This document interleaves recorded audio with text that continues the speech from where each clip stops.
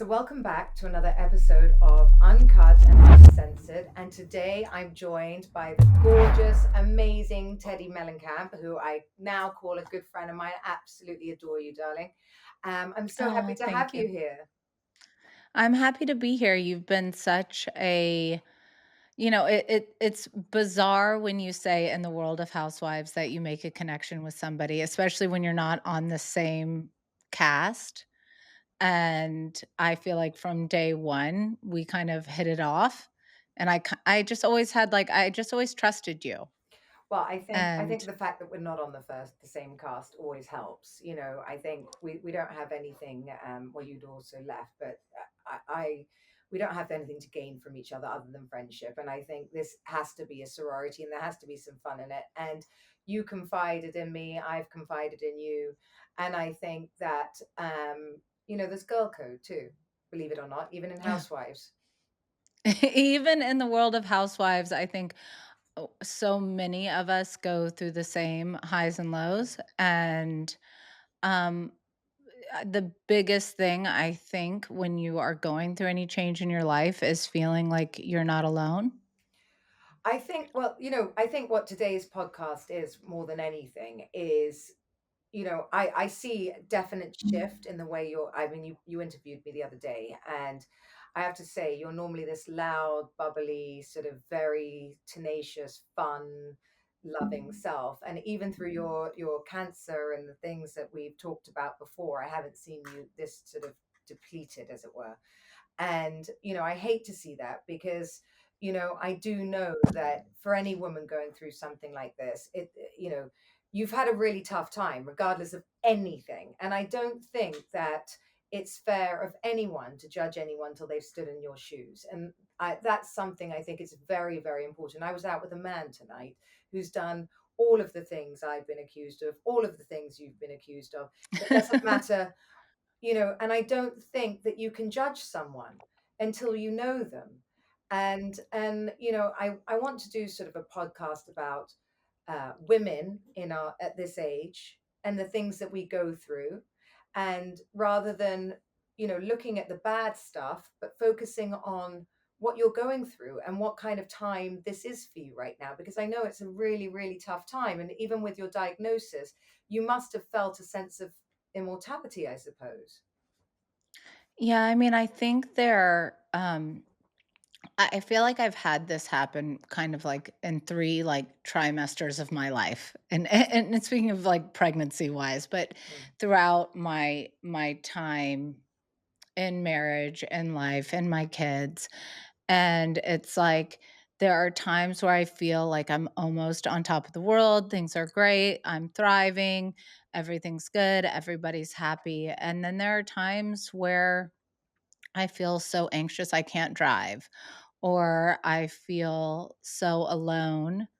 Maybe it's my own, to my own detriment or my own behavior or whatever it may be. Um, that when I'm in those places, I think oftentimes it's easy to want to look to another person to try to fill that gap or fill that hole or whatever it may be. And I think, then you add in a public platform where we all want to be perceived as perfect, and I just don't think that's the case. I think there's life ebbs and flows, and I feel like, I've But had a lot of loss. let me just say to you, it doesn't make you not perfect either. And that's what I'm trying to say. I think you're beating yourself up a lot right now. And, we've all been there and done that. I've certainly had my fair share of thinking I'm a terrible person. And speaking to people, to, even just friends tonight, weirdly, not in preparation for this, but just weirdly it came out. Um, there is no need to beat yourself up. You're not alone, Teddy, in any Yeah. of this. You will not be you're not the first, and you're not going to be the last. And we should take the shame and the stigma, and actually the uh, letting people feel that it's okay to now, because you've been you're in this situation to feel that it's like fodder for everybody else and to feel mightier or better than you. You know, first of all, beating someone when they're already down Yeah. is not something I think that we should, you know, we should elevate or make people think is okay or to allow, frankly. And here's something that I've been dealing with, like an internal struggle, which I would love your advice on, is something that a lot of people have come at me at is, well, you recap Real Housewives shows on your podcast on Two Teas in a Pod, whether it's with Erica or with Tamra, and you're constantly judging and discussing. But now that it's your life, you're holding back. And I really feel like I'm trying to show as much as I can show authentically, and also remember that, like, my podcast is a job. It's my livelihood, and it's people that are choosing, you've watched me recap you and said, like, "You know what? I thought she was a shit show tonight. What the hell is she doing?" Or blah, blah, blah. Like, I think it's very easy to watch a television show and recap it, but when you really, like, peel back the layers and think about people's personal lives, it's different, and I'm not saying that I'm exempt from controversy or discussion or whatever it may be. It's more just I am not ready to fully divulge everything that I'm feeling and going through. Well, I think first of all, you have a young family. Yeah. I would like to have said more about many things in my life that I haven't for the sake of my children, not because I'm ashamed and not because it's something that I wouldn't discuss with them later, but I just don't think they have the emotional understanding, nor should they know that much about their parents, nor is it their business. I do feel Right. like it is your job to, you know, talk about us all. Even if you had talked about me badly on the show, which you have at different times, and that's okay.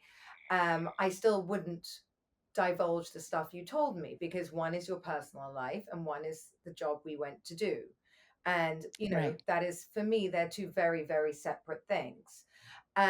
Most people, Teddy, cannot separate that and do feel that you have a very, very strong opinion about a lot of things. And therefore, because you have a strong opinion, you kind of deserve what you're getting right now. I understand that's what they think. I actually don't agree with that. I don't think it's a choice. I don't think this is something you set out to do. It's not because you want to go back to Housewives. Let me put that out there. Nobody blows up their whole fucking life to go back to Housewives and do it all over No, again. and like, if anything, all of this has taught me that it's so much more than Housewives. It's like our actual life and our actual peace and our happiness and whatever it may be. Like, I love to make money as much as the next person, which is why I recap Housewives, which is why I'm still in the mix at all. But I think ultimately, like, my goal in my life is to have some sort of inner peace. And I think that's something we don't often talk about, when it's in regards to our marriages, our life, or whatever it may be, is like, our childhood, how we were brought up, what that created within us. And um, I think I'm clearly in therapy and I'm trying to work through it. But I'm one of those people that I hate therapy. I hate it. I loathe it. Like, I'm with you. I don't get it. I really don't.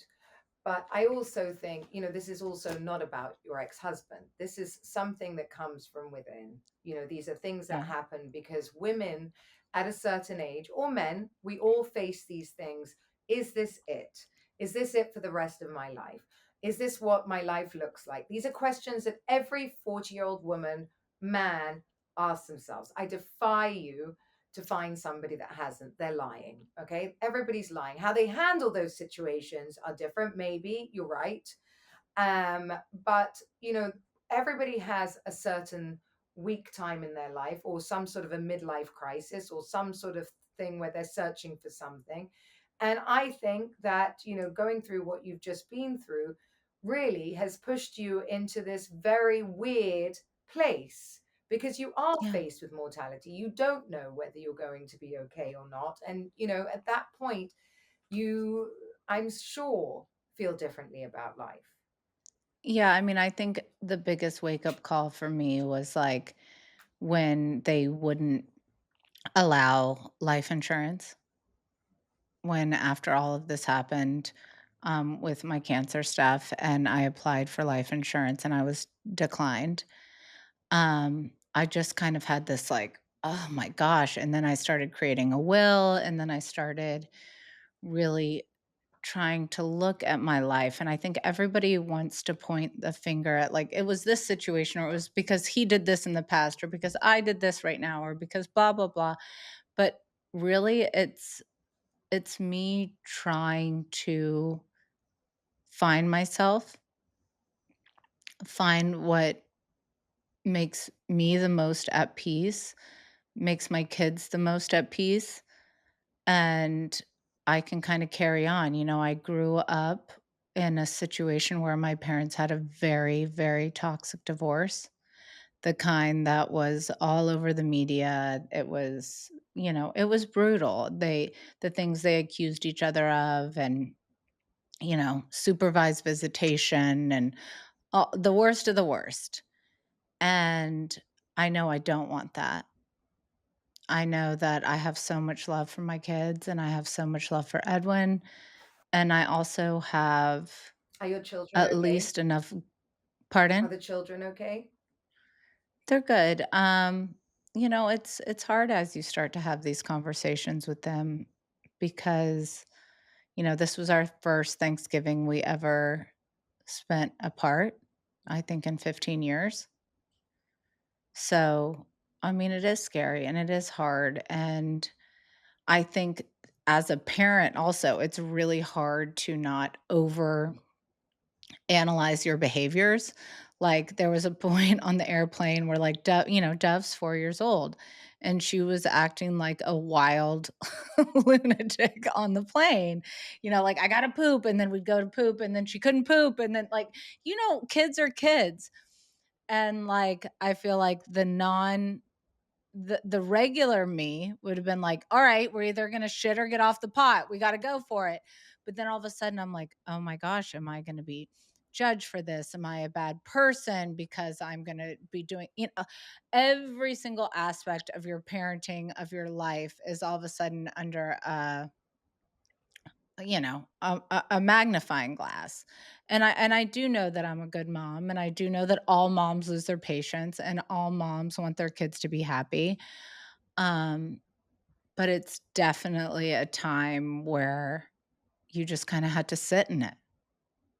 I mean, Teddy, you've got to give yourself a bit of a break. You've had a facelift, you've had cancer, and you're going through this. And I know the facelift is, a chosen thing, but it's still an ordeal. And it takes time to recover. And then on top of that, then you go into this. I'm sure you didn't know about the rest of it when you were doing all of that.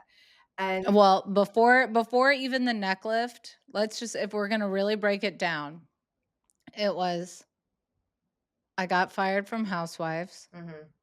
My daughter had neurosurgery Oh at God, 6 months old during COVID, yes. and nobody was allowed to be in the hospital room but me, where her entire skull was opened up, and she had lambdoid craniosynostosis. Then my older daughter amputated her finger. What? That Oh yeah, the front door, we had the sliding glass doors in the back of our house open, Oh God. and I went to go take the trash out, and as I was walking out, I'm like, "Slate, don't follow me out." And she started to, and then a gust of wind, and she amputated her finger. Oh my God. Um, it was just so many of those things. Then we moved home. We moved homes, and now, we live in the valley. I'm no longer on the show. I have people coming for me on All In that I've never met or Mm. worked with, or And you're not even in just people. Housewives, yeah. Yeah, nothing, having to do with any of that. And then, I'm diagnosed with over 17 melanomas. I've had, over 1,000 stitches. And yes, then I got a neck lift, which was actually a little bit of a happy place because, like, it Something was to something do. that always, Yeah. you know, and then um, it's just kind of trying to come through it and find your own self. And also, before the all the cancer stuff, I was on a bunch of hormones that the doctors had given me because I was in perimenopause. Oh And my God, it's like a perfect storm. Awful. yeah. Yeah. And then once you are diagnosed with multiple melanomas, you can't stay on those hormones. So it's like now all of a sudden in lack of a better word, I'm raw dogging it. Mm. I'm not sleeping great. I'm trying to be there for my kids the best that I can. I'm trying to find connections where I can, but I would say that every day is a new day. Look, in all of these circumstances, one of those things can push somebody over the edge.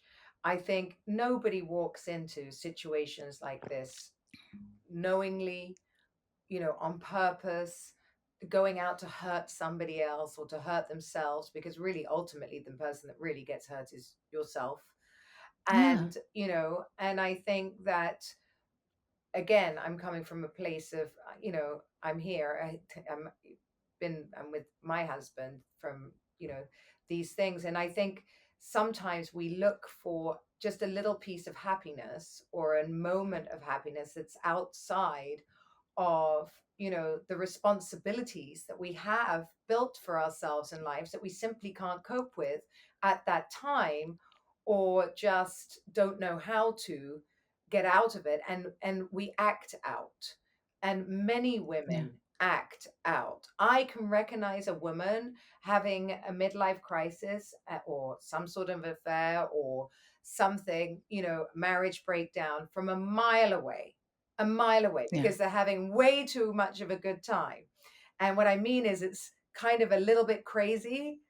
They drink too much because they're, having anxiety. They're living, and it's men as well, by the way. I don't know why women get this dreadful rap, but we everybody goes through something like that. It is such a change in life. Hormones are a massive part. Perimenopause and all of these things. I can't believe how many women don't really understand what the symptoms are and what it is. And I think that looking for, solace and friendship and connection, sometimes it's so normal. I mean, I don't really know.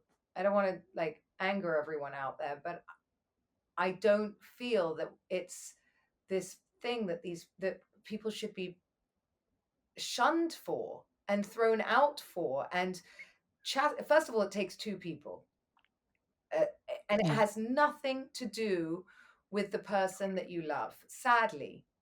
It really Yeah. doesn't. And I think that's a very important message to get across to people. Yeah, I think oftentimes, we can act out of fear, we can act out of loneliness, or we can act out of just wanting to feel something. Yeah. And, you feel and I'm not confirming or denying or do what like this isn't even necessary. Like this conversation could be had 6 months ago Mhm. before, Anything. the internet took me by storm. Like you've been around me for quite some time and I feel, I've been living life a little bit, one foot in, one foot out. And More than a just person or seeing somebody else, it's a feeling about life. yeah. Yeah. Is this it for the rest of the life? Am I with the right person? Am I living the right life? Is this my life? And I think it's okay to have those feelings, and, like, I would be lying if I said that I'm going to bed every night and I'm sleeping well and I feel great and I'm 1,000,000%. No, I'm waking up, I'm doing the best that I can, I'm working out, I'm taking my care of my kids, I'm trying to do all of the things, but it's not like I've people want it very black or white, and it's just not that. It It just isn't, and that's not what marriage is, and that's not yes, when I was younger, I was married, I think I was 23 years old, and we were married about a year, and we didn't knew that we didn't wanna be married anymore, and it was just, like, the end. We didn't I mean, I think the only thing we had was our wedding gifts, like, we had no money. So, it was like, "Alright, here we go. We're gonna ask our next door neighbor to divorce us, and here we it's gonna take 6 months, and let's go." Um this is different, and I think, there's always love there, the and whole life. He's the father of your children. There'll always be love there. You know, yeah, and and it's also the deciding of, like, is there room to change? Is there room for me to change? Is there room for him to change? Do I want the change? Would the change mean anything? Um, only time can tell that. You see, that's the difficult part. People want answers now.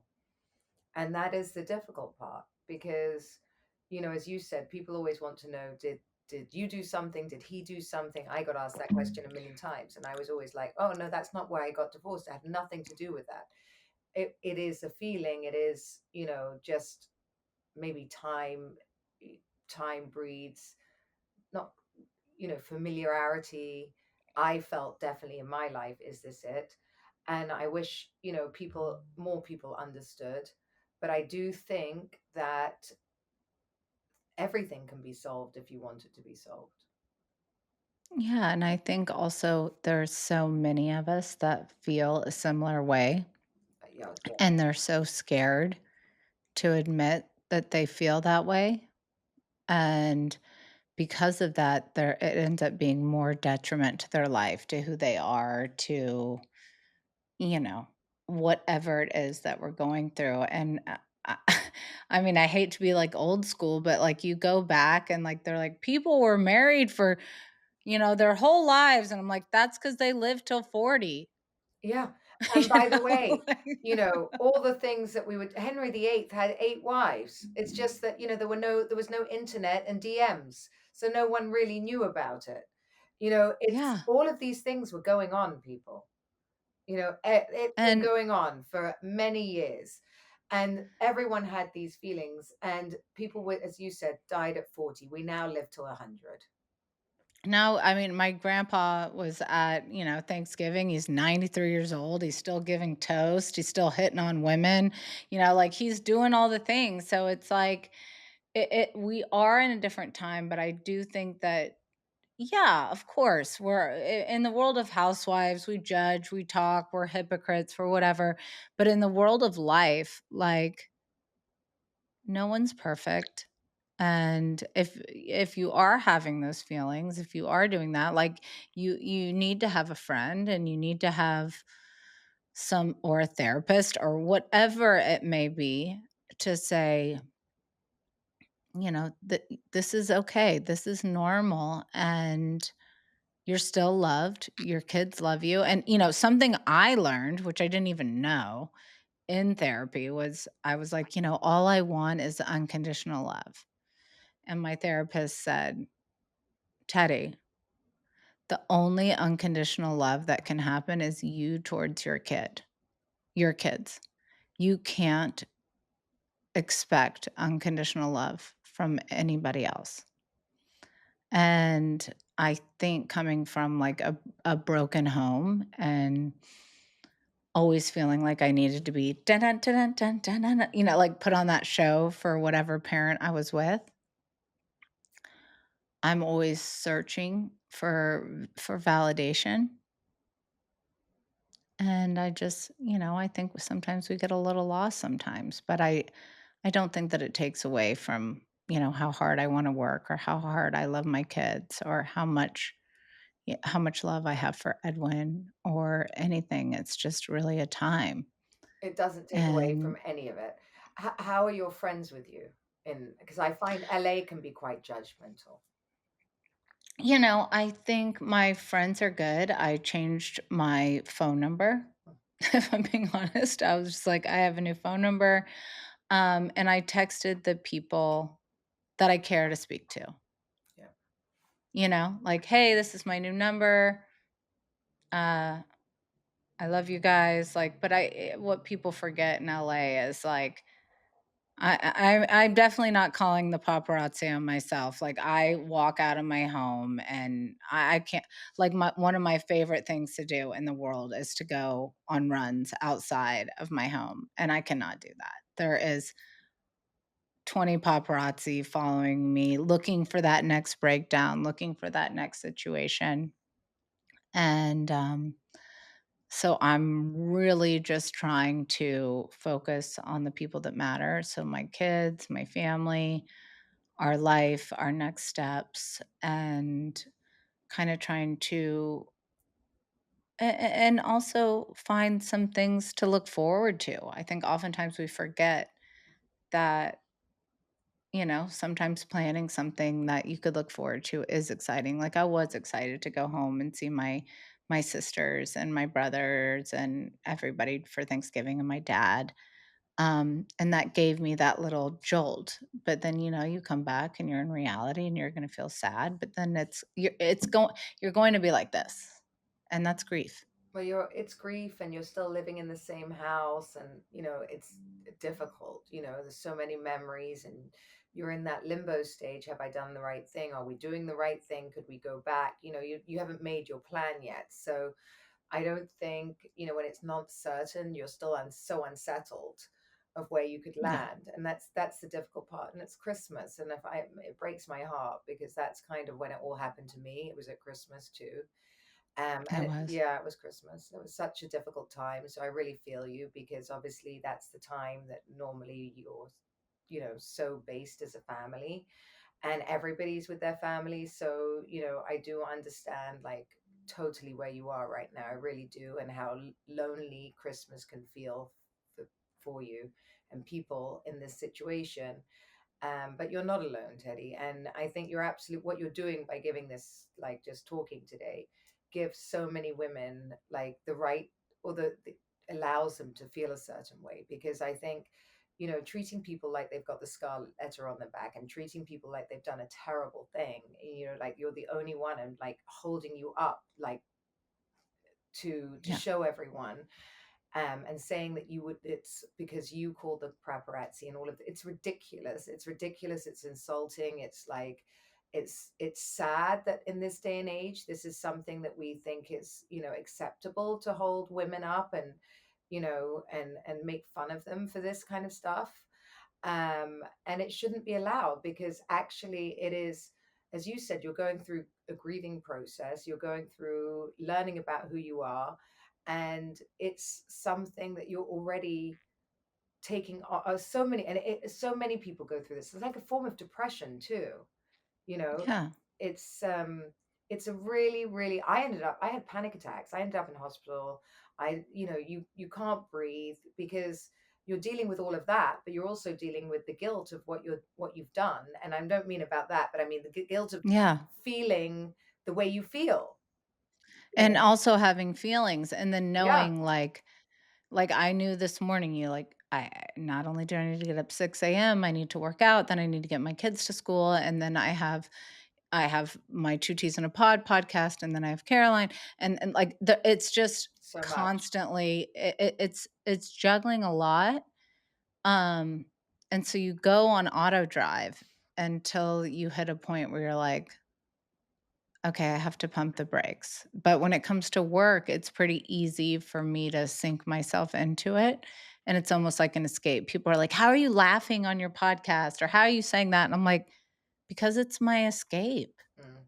It's a minute to forget. It's a televi and that's what a television show should really be for everybody, 100%. I don't watch shows, to be like, "Oh, this is like, I think that these shows, I mean, granted, yes, they are reality shows, but they are an escape, and it helps you feel better about your life or whatever it may be, and so, yeah, recapping these shows is not only my job, but it does give me those moments to escape from what I'm actually feeling and going through.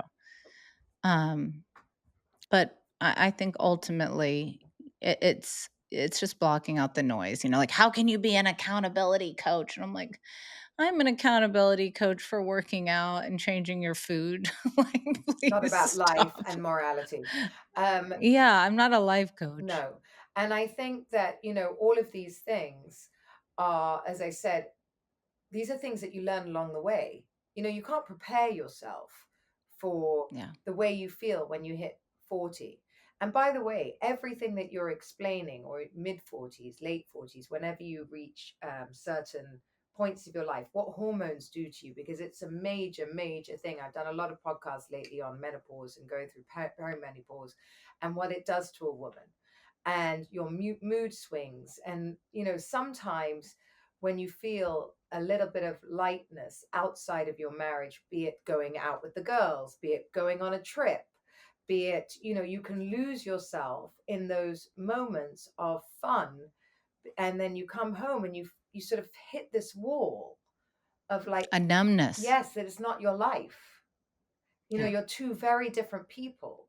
And it's a really hard thing to sort of go back to. And you're like, as much as you love your life and your children, you've experienced something over here that you've forgotten you could even experience. And yeah, it's this lightness of being like a teen again, in a way. And that is something that is very, very hard once you've experienced that. And trust me, whoever's sitting out there judging us all, you will go through it.